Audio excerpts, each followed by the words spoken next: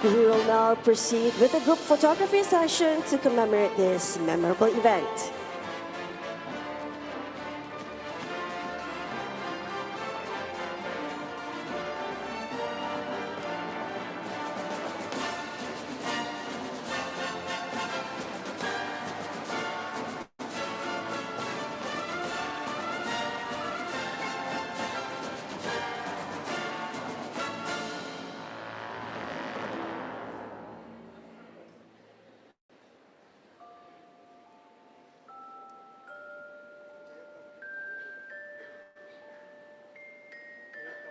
All right, the first pose, formal pose. And we'll prepare with the next pose, Melissa Madani. Melissa Madani. And next, UPSI Bitara. Upsi Bitara. Yes, and last one is Upsi Best. All right, with a brighter smile. Thank you very much. And with that, honorable guests, kindly please remain standing as we shall sing the national anthem and lagu kebesaran negeri Perak.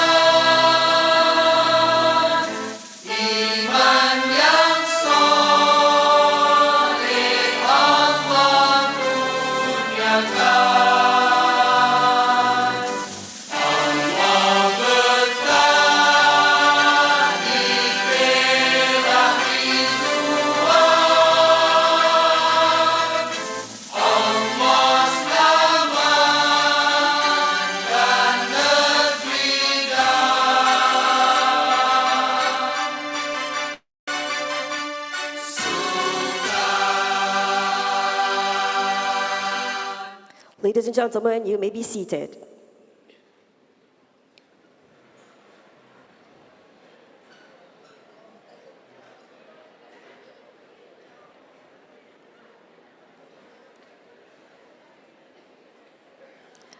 As a sign of gratitude and to seek blessings, let us ask for grace and prayers from the Almighty, and let us give way to the video playback.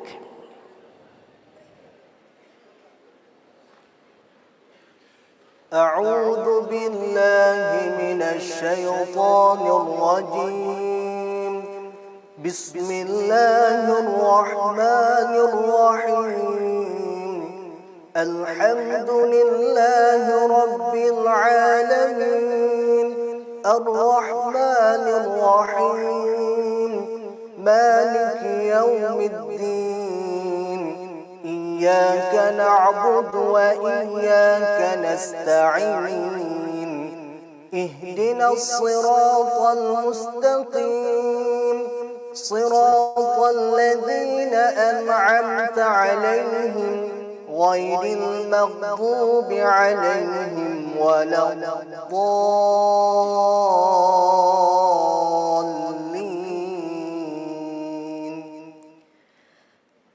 Amin, Amin Ya Rabbal Alamin. Thank you for the prayers just now. Ladies and gentlemen, from the SITC Hall University Pendidikan Sultan Idris, we proudly present to you the Finish Edge Transformative Principles in Educational Change 2025.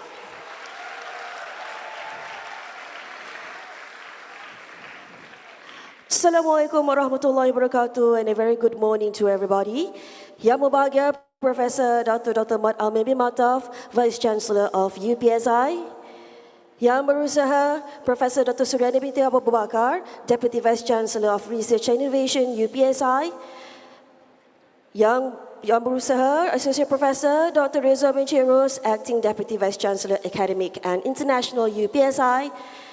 Yang berusaha Profesor Dr. Ahmad Kamil bin Maidin Mira, the Deputy Vice Chancellor of Academic and Research University, Sultan Azlan Shah USAS. Yang berusaha Associate Professor Dr. Muhammad Asri bin Muhammad Noor, the Dean of Faculty of Management and Economics. Professor Dr. Pasi Sahlberg, University of Melbourne, Australia. Dr. Mahinder Singh Nahar Singh, former Director of IAB. Yang dihormati Tuan Haji Muhammad Najib Muhammad, the Treasurer of UPSI, Deans, Deputy Deans, Senior Management of UPSI, distinguished guests, ladies and gentlemen. It is an honor for us to gather here in this esteemed hall today as we commemorate the sharing session with Professor Dr. Pasi Sahlberg that offers substantive benefits for the UPSI community, leveraging the insights and global experience of a renowned authority in educational reform and leadership. And we are here gathered around here in UPSI that is nestled in the heart of Malaysia and graced by the breathtaking scenery of the majestic Titi Wangsa Range. And it is with great pleasure that we welcome all guests as we warmly invite you to explore the charm of our beloved university. And with that, please give a round of applause to more than 300 attendees here that has made this event a success. Burung merpati terbang di taman hinggap sebentar di dahan jati. Selamat datang hadirin sekalian, kehadiran anda amat kami nanti. And the moment we've been waiting for has arrived, and with great pride we call upon Yang berbahagia Dato' Profesor Dr. Malim bin Mataf, the Vice Chancellor of UPSI, to deliver his speech.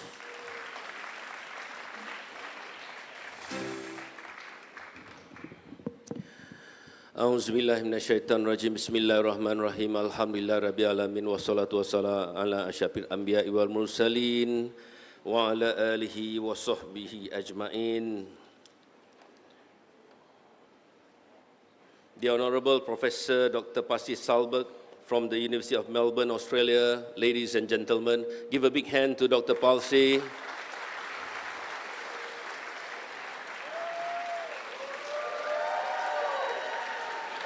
And together we also have Dr. Anwar from Yayasan Hasanah. Give a big hand to him. Could you please stand up? Yayasan Hasanah have been a very big supporter for UPSI, where each and every year there's a grant for Universiti Pendidikan Sultan Idris to tackle the issues and stuff in Malaysian schools. So again, I think the loudest clap for Dr. Anwar and the team. Prof. Dato' Dr. Ahmad Kamil bin Maidin Mira, Deputy Vice Chancellor of USAS. Could you please stand up, Prof? My brother, ex-national hockey player, Dato' Dr. Mahinder Singh Nahar Singh, former director of IAB. Could you please stand up? And ladies and gentlemen, Prof, it is an honor to have you here. Welcome to Universiti Pendidikan Sultan Idris. Welcome to the only district in Malaysia, Southeast Asia, Asia, and I think maybe the rest of the world to be named under Mu'alim, or teachers, or Sifu, or Guru. So this is where the spirit of educators being cherished. Each and every year, we graduated more than 4,000 Malaysian educators, focusing on high school teachers and stuff. Give a big hand to the future educators to be, inshallah. While we are talking about education, just now we have a short bihun session with Prof. Falsi and also the rest of our dignitaries.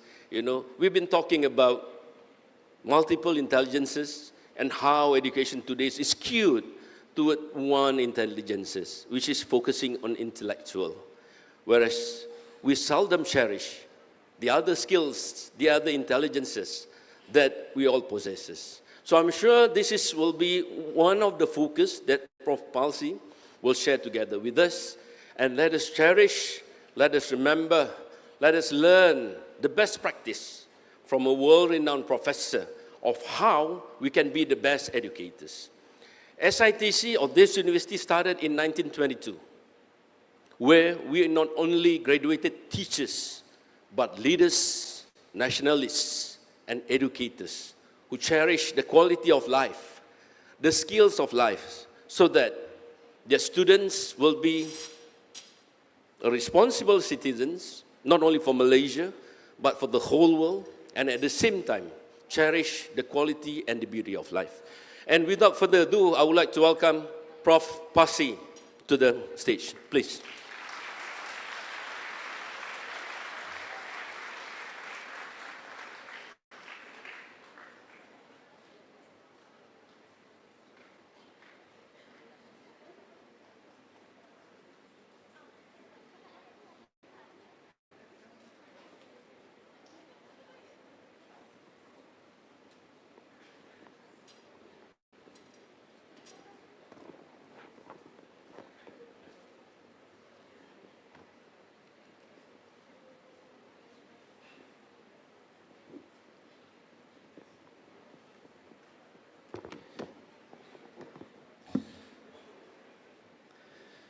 Selamat pagi.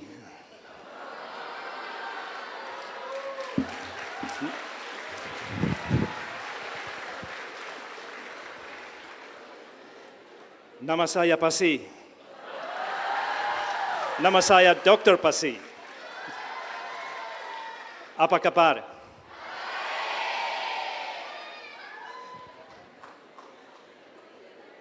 Okay, distinguished colleagues, teachers, educators, students here, thank you so very much for inviting me here. I think it's a both great pleasure and honor to speak here to you in this beautiful, I understand, only education university in Malaysia. So I have been introduced a little bit about the history that goes back all the way to 1922, I understand here. And it's indeed a wonderful, wonderful morning for me to be here. So I try to give you something that the Vice Chancellor challenged me a little bit, some thoughts and ideas, maybe also practical things about what we can learn from the Finnish edge. You know, one thing I want to say up front here, do you understand my English? Because, you know, English is my third language. So if you don't understand my English, there will be two options left. One is Finnish, and the other one is Swedish, but I guess that's going to be difficult for you anyway. So, yeah, so one thing I want to tell you is that, you know, many people think, I think it's important to put this up front. Many people think, when you think about Finland and the education in Finland, I have met people who say that, how did Finland win the competition to be #1 in the world? And if you go to my own hometown, Oulu, or Helsinki, anywhere in Finland, and you ask this question, you hear people saying that Finland actually never had an aim or plan to be #1, the best in the world. That's not who we are. And then you may hear people saying that we have always we have always wanted to be the best at getting better. And if there's any secrets in the Finnish education, it's exactly this. That all of those nations that wanted to kind of aimed to be on the top, they have found it very difficult to do. But if your philosophy is that you want to be best, do your best at getting better all the time, that's the way forward. So I'm going to speak about these key principles and ideas that there have been and continue to be behind Finnish education. But before doing that, you know, my background is high school teaching. So I was teaching mathematics and science in high school in Finland for many years before going to research and policy and travel around the world and do these things. One thing I learned as a young teacher when I was teaching, especially when I was teaching physics. Is there anybody in the room who is teaching physics or is going to teach physics or mathematics? Nobody. Good on you. You know, one thing I realized that sometimes it's difficult to convince my students to pay attention to what I as a teacher was saying. So I tried this once and it worked every time. I said, okay, I'm going to give you a quiz. I'm going to give you 3 statements or questions and I'm asking you to just answer those questions. And if you stay awake this class, in this case, if you stay awake this little lecture here, I promise that you're going to find answers to these questions throughout during the 45 minutes. And guess what? It worked. The kids wanted to know how good they do in this quiz. And now I want to see how good you are doing in this little quiz I'm going to give you. All the answers to these questions or statements will be in my presentation during the next 45 minutes. Are you ready for this? Yes. I cannot quite hear you. Are you ready for this? Yes. This is much better. So the first question is, and I read it for you. If you sit there in the back, you probably can't see this. So this is a statement. And the only thing you need to do is to decide whether this is true or whether this is false. Somebody might say that these days there are also things like alternative facts. We don't talk about alternative facts here. We only talk about that something is true or something is false.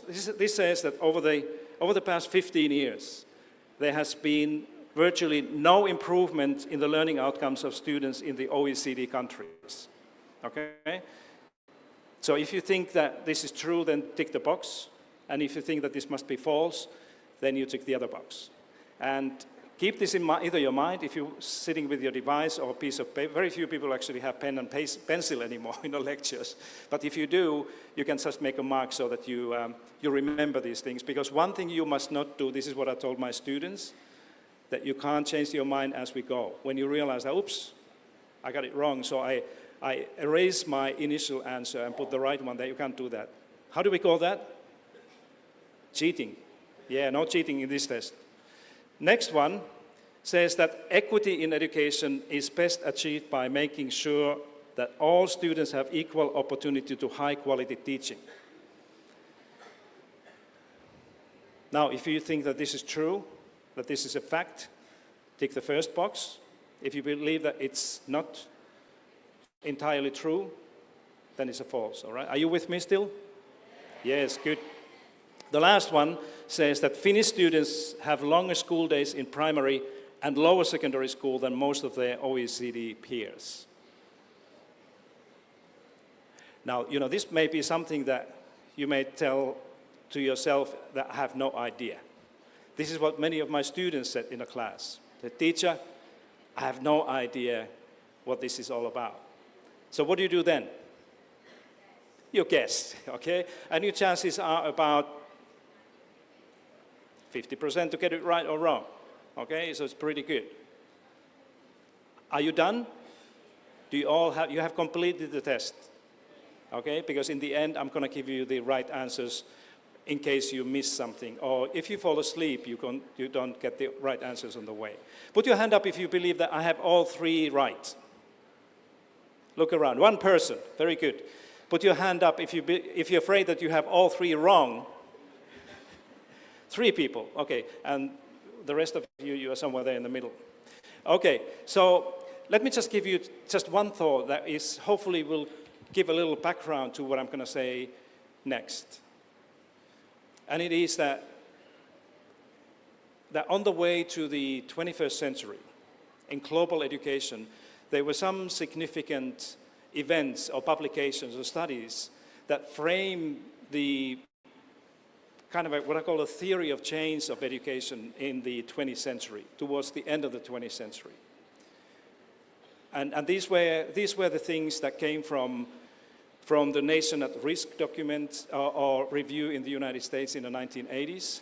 This lowest document is the school voucher program or law legislation in Chile that basically changed the way education systems operate so that money followed the students. So parents got the vouchers or tickets that they could spend on any education institution that they want. There was a strong belief that this is a future of schooling, that parents can choose where they spend the money to educate their kids. It could be public school or private school or public-private partnership, whatever it is.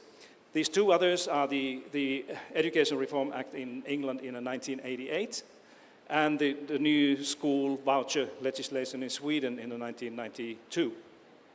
And there are some others, but these framed the theory of change by the end of the 20th century. And it looks something like this, that the key idea in this theory of change, how education systems improve, well, how we make schools better around the world, is that we need to find policies and ways to make schools compete against one another more.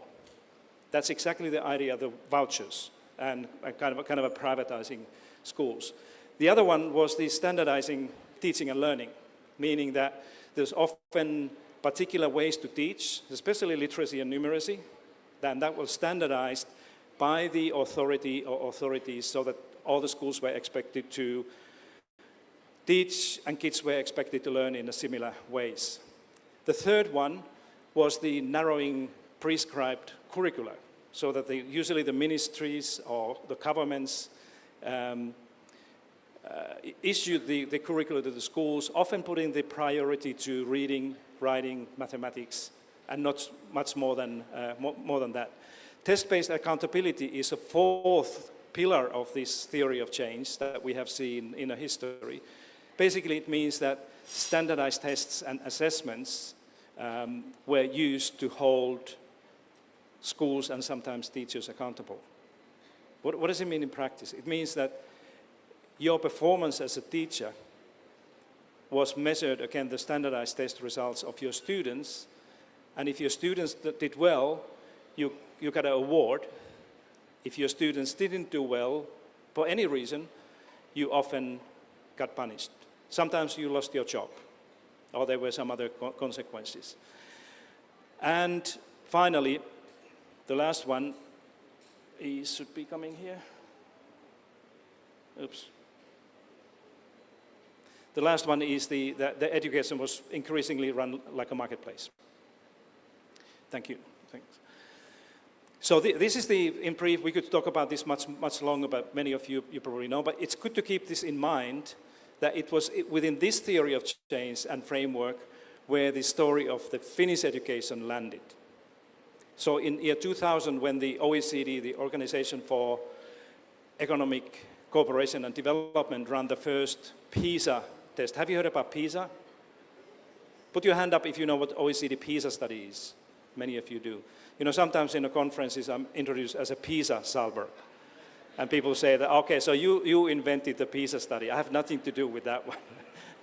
But, you know, when the PISA was first run by the OECD around the world in year 2000, most of these countries that were following this theory of change, that had marketized their education and standardized the teaching and learning, thought that they're going to be top in these global league tables because of these policies.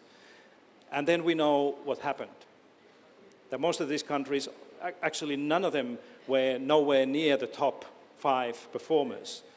Who was there in the year 2000, 2003, and 2006 was Finland, the Netherlands, Canada, Japan, and some others.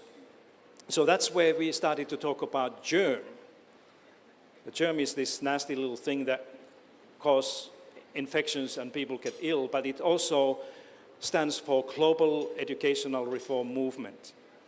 So that is, I'm going to get to that a little bit later. So I started to work on this idea that somebody gave me this title. It's not mine, but somebody gave me this title in 20 years ago, the Finnish lesson. So what can we learn from the Finnish way of thinking about education?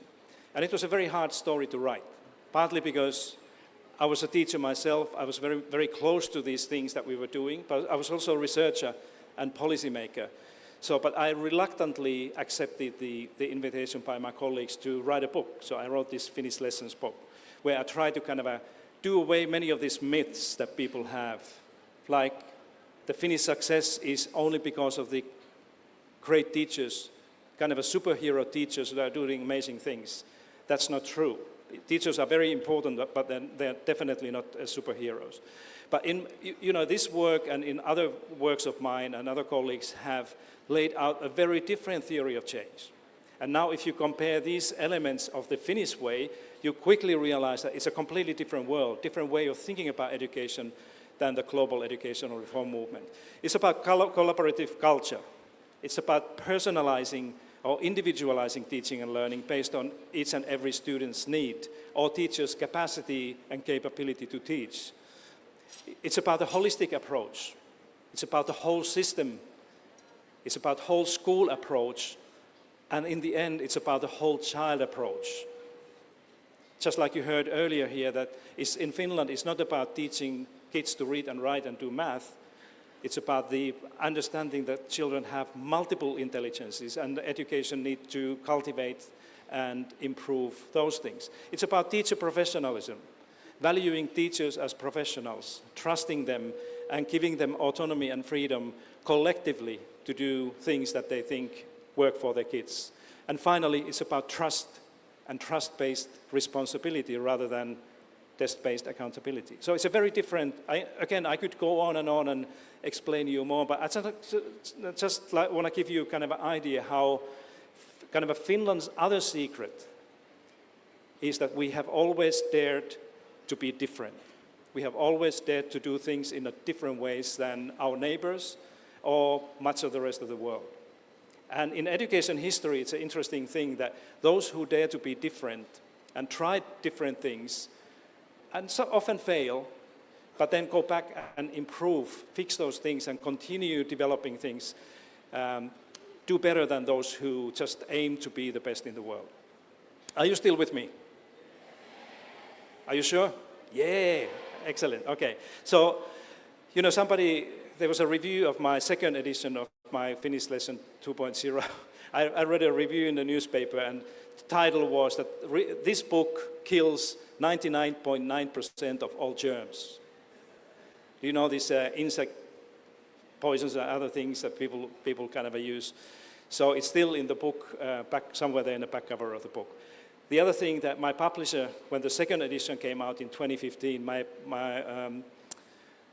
I asked my publisher in New York that, do you think we could have this little yellow label there in the back cover of the book that would say something like, don't try this at home?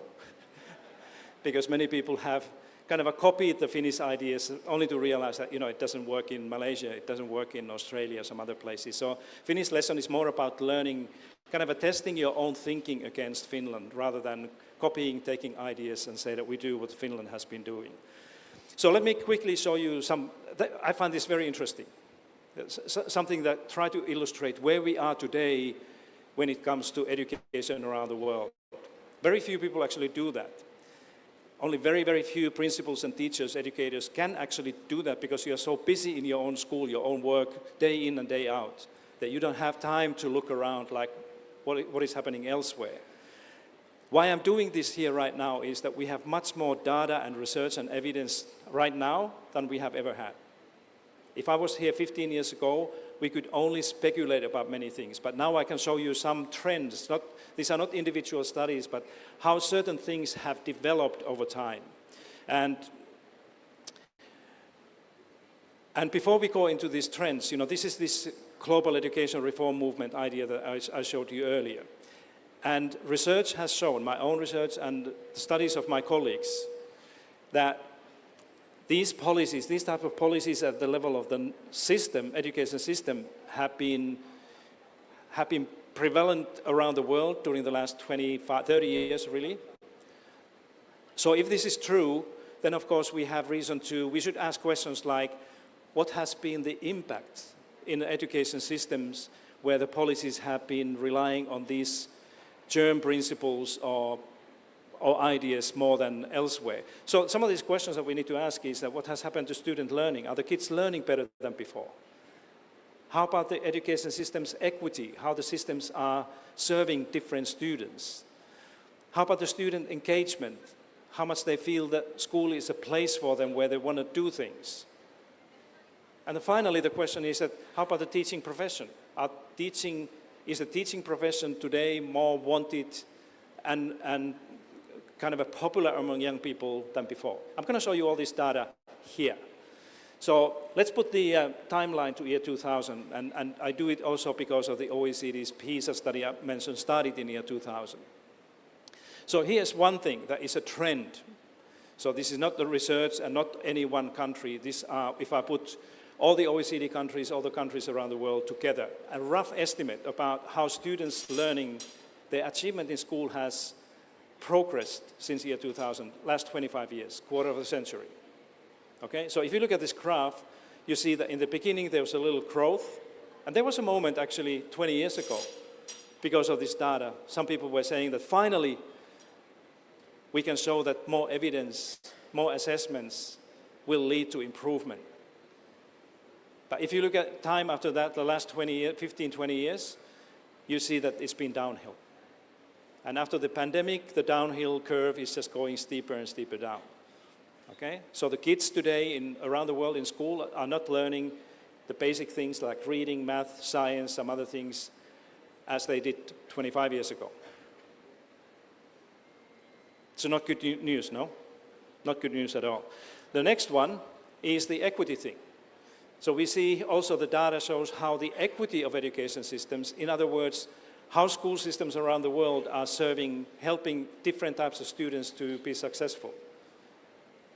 We are in a worse situation now than we were 25 years ago.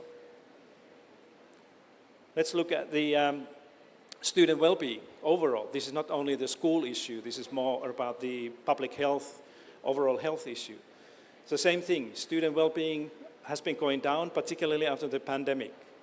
So kids today, young people, are much worse off regarding their well-being and health than they were when you were young.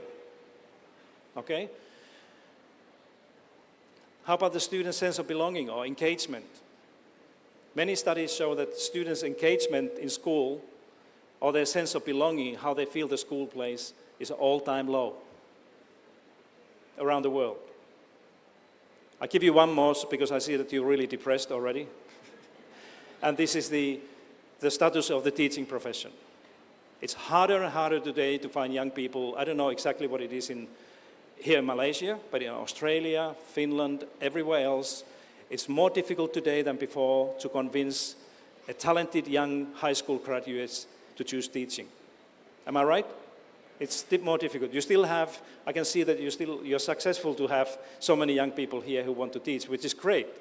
But it's harder now than it has ever been.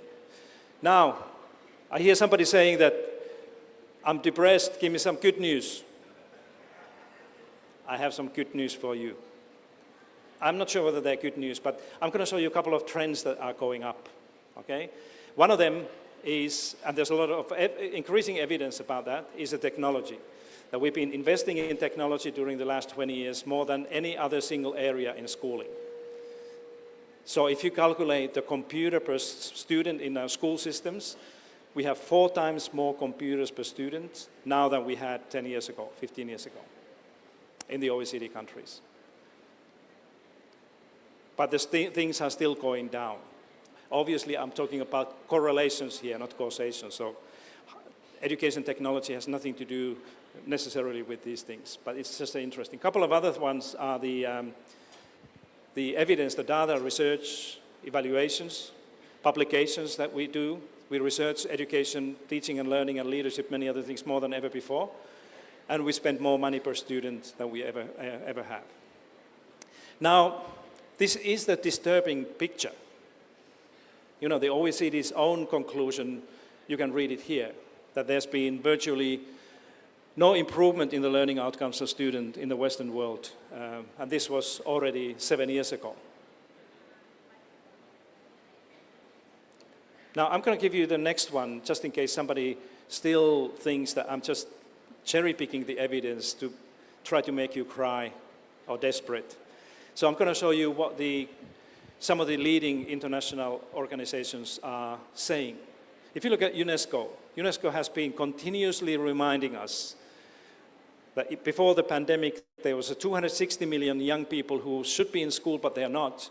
Now we have about 300 million kids who are not going to school regularly, and those who go to school around the world are not really learning what they should learn for the new world.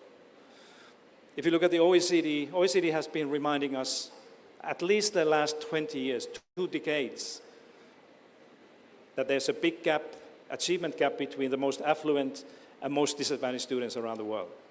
And then finally, the World Bank, where I used to work for many years, the World Bank said that we have a global learning crisis because of these things. All these things were said before pandemic, and what pandemic has done globally is just to make things worse. Now, I'm going to ask you this. What do you conclude? What do you think is going on? Now, I'll just give you 30 seconds, and this is what I do regularly with my students in a class. I'm going to give you 30 seconds, turn to somebody next to you, and just have a little chat. What do you think, what's your takeaway of this thing? How do you explain this? 30 seconds, go.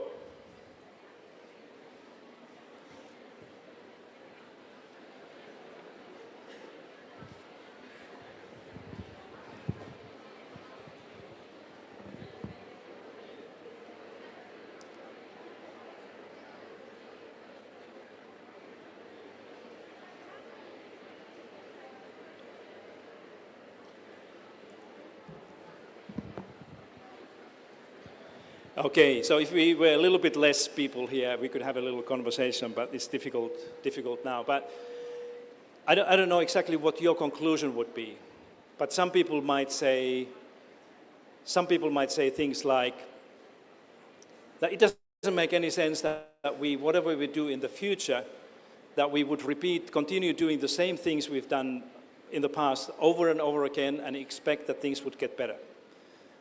This is one of my key conclusions is this, that if we really want to transform education in the future, there's a very little hope if we keep on doing things as we do now.